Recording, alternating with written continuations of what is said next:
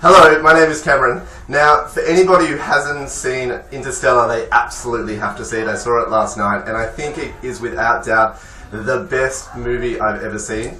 Probably the best way to do it is to not read any reviews beforehand, just go in completely blind. It is like a sci-fi movie, but it's completely not what you expect.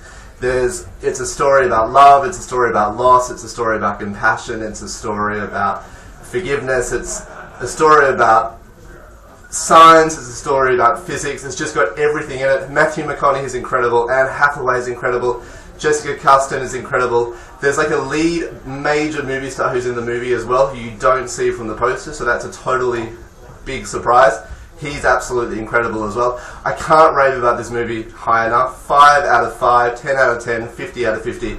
Absolutely incredible. Go and see it tomorrow. Fantastic movie. I promise you won't regret it.